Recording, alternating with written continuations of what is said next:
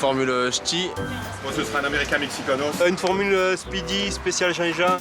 Ce jour-là, il faisait froid, très froid. Bon, nous, le froid, ça va, on s'habitue, mais pour les gens du Sud, c'est trop froid.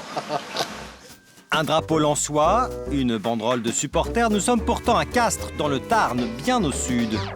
Sur ce parking, une baraque à frites comme on en trouve partout dans le Nord, avec les mêmes spécialités. Nous, Américains, on met de la tomate, de la salade, de la sauce et après la viande que les clients demandent. Il y a un an, Jérémy Là, ça y est, elle est cuite. et son père Jean-Luc Salut, ça va bien? ont décidé d'apporter la gastronomie du Nord au pays du confit. Qui sont cuisine, c'est lui le chef. Ça, il n'y a pas de mystère. Après, ce qui est autre, mécanique, un peu, c'est moi le chef. Cette famille originaire du Nord propose des menus dans la plus pure tradition de la baraque à frites. Depuis le film Bienvenue chez les Ch'tis, on connaît. La fameuse fricadelle. On sait pas ce qu'il y a dedans, mais c'est bon. Vous allez voir que la cuisine du Nord nous offre beaucoup plus. Si. Une carbonade flamande, c'est du bœuf cuit dans la bière brune, avec un peu de pain d'épices, la cassonade, et puis le coup de main. Et ça, vous avez le Mexicanos aussi. Ben, c'est une viande, on sait pas ce qu'il y a dedans, mais c'est bon aussi. Et c'est léger, enfin c'est assez relevé quand même. Selon nos informations, le Mexicanos serait en fait du bœuf épicé. Rien d'alarmant donc. Un plat parmi d'autres qui séduit les clients plus habitués au magret de canard qu'à la fricadelle. Bah, c'est des plats typiques, c'est pas des plats de chez nous. Hein. Donc bon, ça change un petit peu. Oui, c'est super bon, donc c'est vrai que non, c'est vraiment bien. Côté, c'est original, c'est sympathique. Je suis venu une fois, j'ai dit je viens une fois, je goûte, c'est bon, je reviens. Je suis revenu. Jean-Luc et Jérémy servent une trentaine de clients par jour en moyenne. En un an, le concept de baraque à frites a gagné du terrain tout doucement. Ils ont encore besoin de convaincre.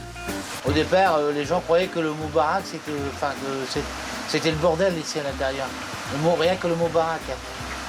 Alors que c'est pas ça. C'est simplement dans le Nord, on dit ça, on dit tiens, une baraque, il y a une baraque à frites, c'est tout. À l'intérieur, il faut que ce soit propre, hein. C'est normal.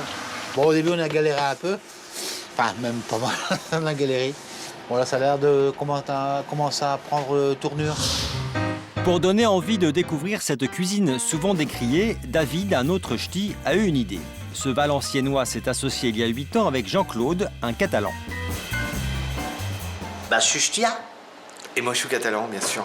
Donc, on a essayé dans notre restaurant de marier les produits du nord de l'Espagne et du nord de la France. Il n'hésite pas à mélanger du jambon espagnol avec des endives du Nord ou même du fromage catalan et du pissenlit ch'ti. C'est des chicons avec du jambon serrano, du maroilles, du manchego, petite crème de chicorée, tout ça gratiné au four. Leur matière première pour les produits du Nord, la voici.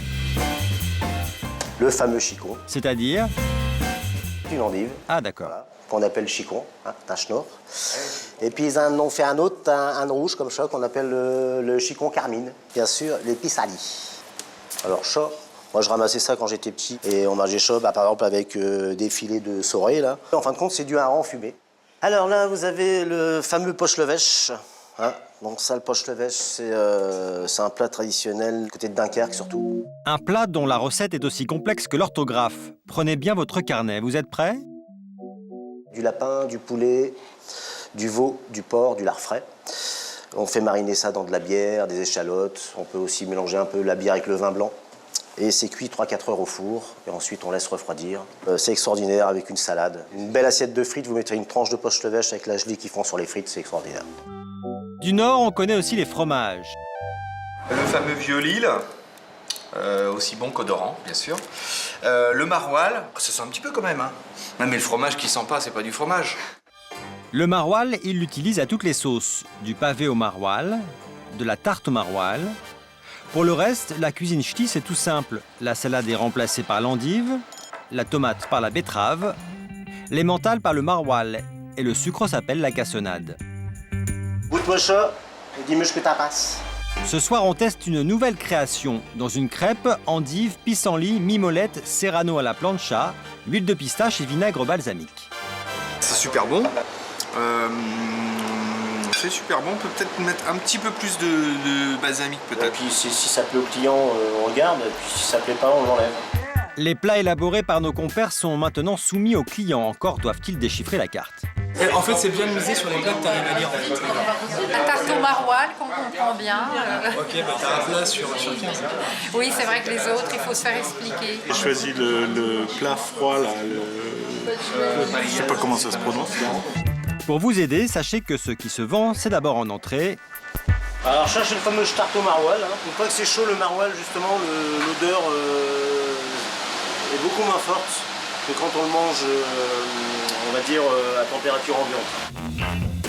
Si vous la cuisinez dans votre propre cuisine, il est tout de même conseillé de bien aérer. Moins de parfum en revanche pour ce dessert. Alors cherchez le tarte au sucre.